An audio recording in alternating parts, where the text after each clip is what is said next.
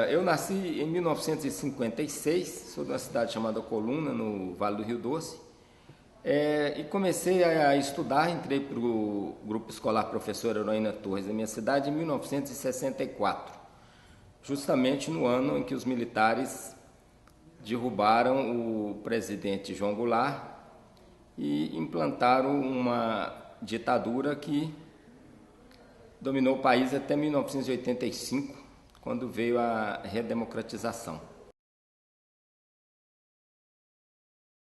Eu cheguei aqui em Belo Horizonte em 1968, no final de 1968, com a morte do general Costa e Silva, que foi o segundo presidente do período militar, e com a chegada do general Médici ao poder.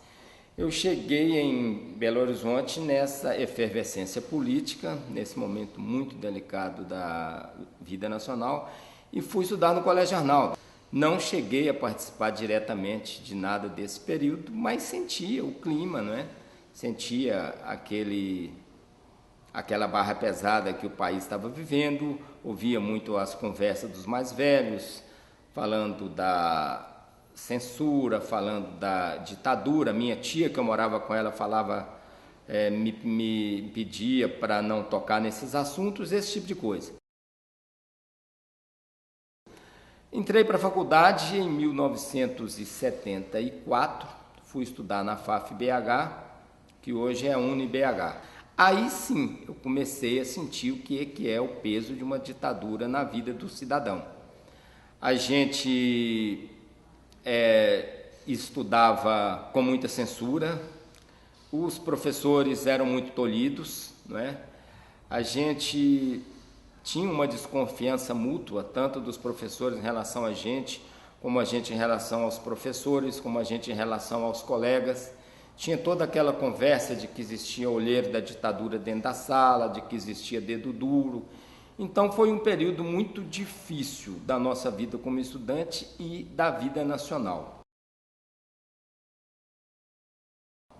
Eu não cheguei a participar diretamente, engajadamente no movimento estudantil, também muito em razão de que eu trabalhava o dia inteiro para pagar a minha faculdade, mas cheguei a ir a muitas passeatas, né?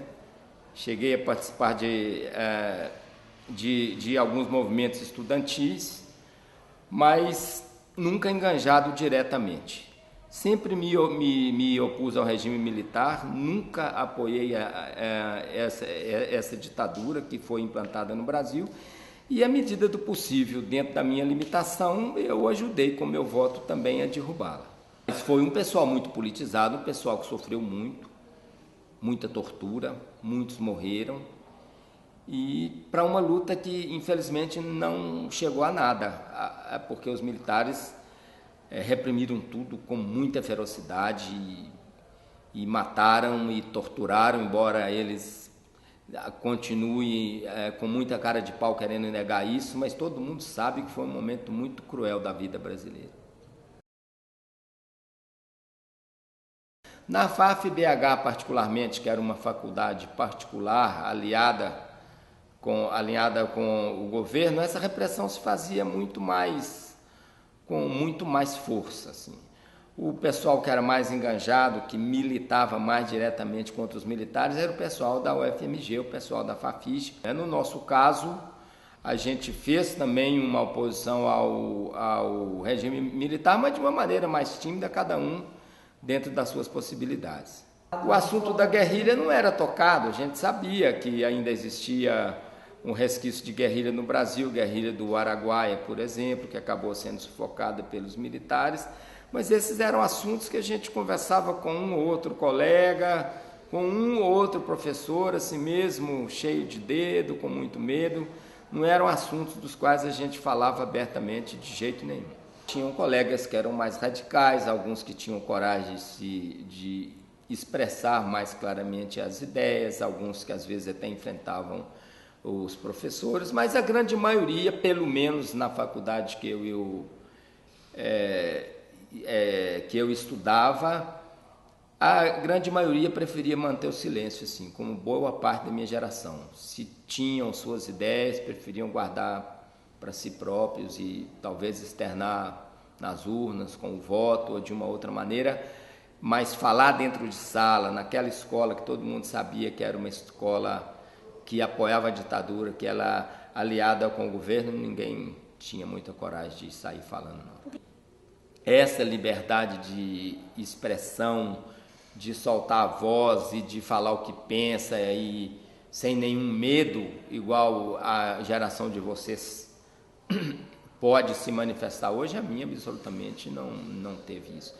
A minha geração foi muito reprimida. Quando eu comecei a trabalhar como jornalista aqui no estado de Minas, né, em 1979, quando eu cheguei aqui para o jornal, já estava começando a abertura política, já estava começando a distensão, né, que acabou chegando 6 anos depois, em 1985, com a redemocratização do país. Eu não peguei dentro das redações, dentro da redação do Estado de Minas aqui no caso, a barra pesada que os meus colegas mais velhos pegaram, que tinha censor dentro do jornal, todas as matérias eram censuradas, né? Isso não é segredo para ninguém.